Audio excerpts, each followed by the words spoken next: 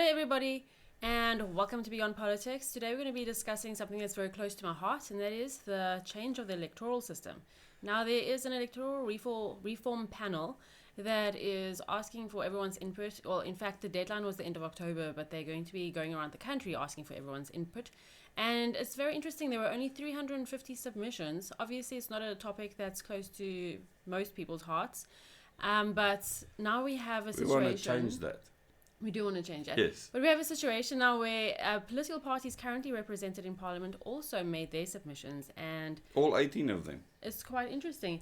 So what was noted by the panel itself is how those 18 political parties have made submissions that are going to ensure that they maintain the power. The power, absolutely. And over the system especially. And to me, the main thing is that the system needs to change. How we elect our leaders need to change. I mean, don't you want to vote directly for the president, hold him directly accountable? The same with your mayors, premiers, etc. The MPs in parliament. Don't you want to hold them accountable and be able to remove them?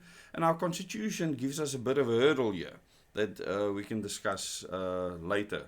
But we want people to start talking about this. This is seriously important. Our future is going down the toilet because of a system that has failed us. And a lot of people, like Frans Cronje, will say that the system is actually working and we are turning around and it's getting better. France, the system needs to change. The constitution is the problem because it says we are a multi-party democracy. That's probably the biggest problem, is that it's highlighted in the Constitution, and this electoral reform panel can only operate within the Electoral Act and not beyond that. So all the changes, Hands are chopped off already. all the changes that they will implement can only be done in that finite space. So things like changing the multi-party system to one where we directly elect our leaders won't be able to take place within these specific changes by this specific panel. Yeah, which is a problem, because if you want to change the constitution, you need a 2/3 majority in parliament. And the constitution allows constitutional change for a reason. It knows that the public in South Africa will change over time, mature over time within the so-called democracy, and therefore constitutional change was built into the constitution to accommodate for that. And it's time we do. It's quite a stalemate, because those who have the power to change the constitution won't change it in a way that will benefit the people, only in a way that will benefit themselves. And the article mentions that. And the article mentioned, let's highlight some of the things in the article. So firstly, why should system change be important to you? I don't know if you read the news or know what's going on in your municipality. Well, considering what's going on in our municipality and what I hear is going on in other people's municipalities with regards to a complete failure of infrastructure, and then understanding Water supply, electricity, everything. the absolute scope of how our national government is led with mafia type principles. Gangs. It is absolutely imperative that we have a new way of doing things. We are electing gangs into power because we cannot elect individuals that we can hold accountable. Wouldn't it be nice? We vote for parties. Exactly. Wouldn't it be nice to wake up every morning and just do your thing and go to work and take your kids to a good school and just live your life, not worrying about apocalyptic collapse around every corner? There are some... And that's what's been spelled out right now. Yeah, pretty much. Joburg, which has got the largest economy in the country, the water reservoirs are falling apart, the water infrastructure is falling apart. How long can that be sustained? And nothing's been done about it. This is a part that people need to understand. Old transformers, not Eskom transformers, infrastructure within Joburg, just blowing up, collapsing every single day. It is chaos with regards to infrastructure.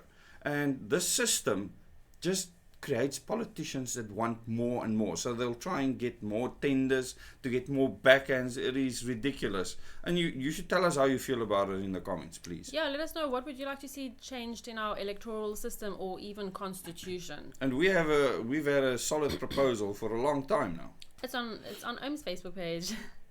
Okay, so where to begin? There's so much to say.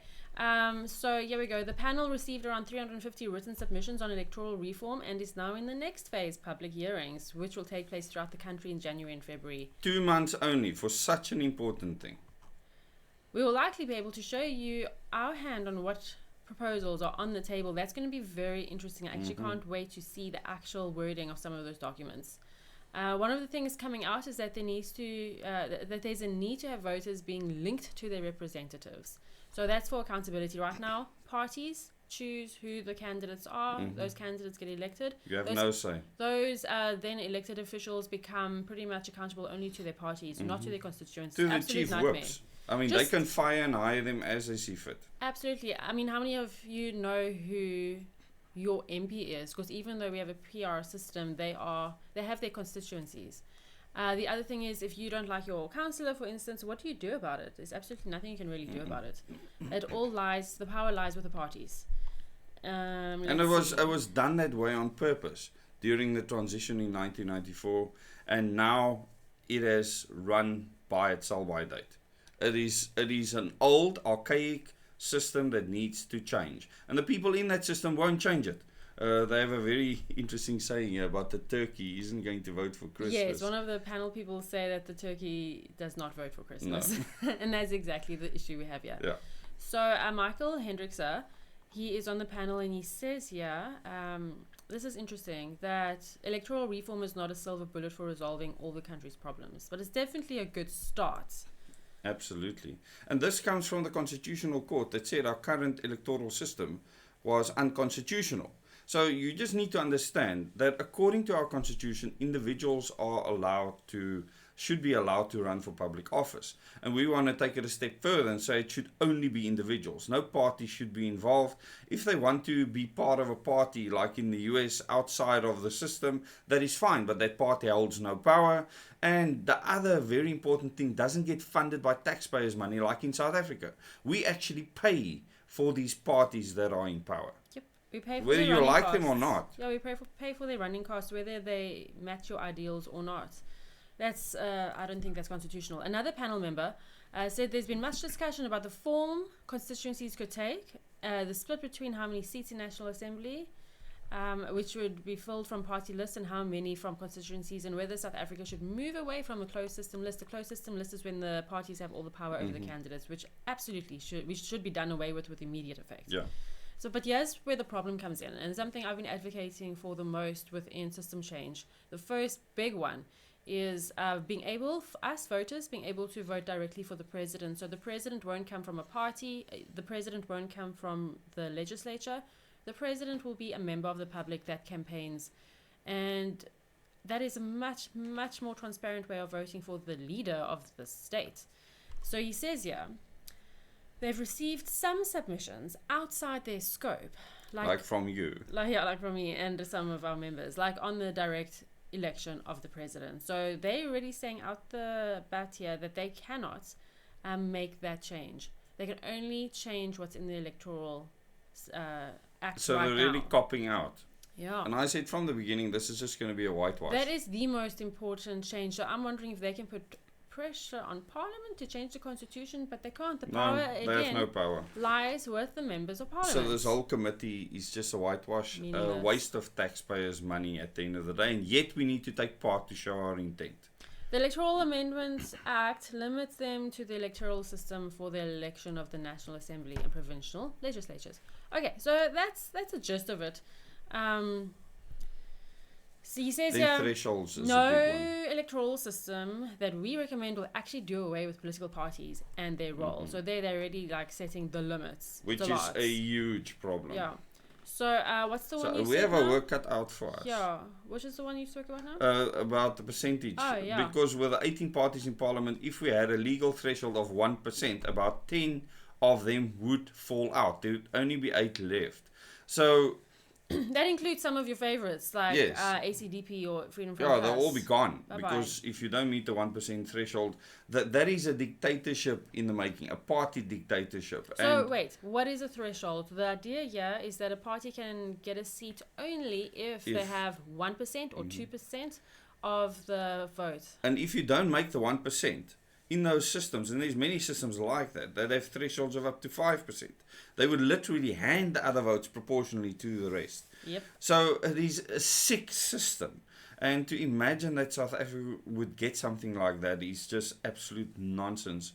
Us, the people, need to rise up and speak out against this. This is the only way we get this changed. And at the end of the day, it's going to take your time and effort. And if you don't care about this country will fall apart completely. politically. If you think the current system is going to work, you are wrong. It has brought us to where we are now.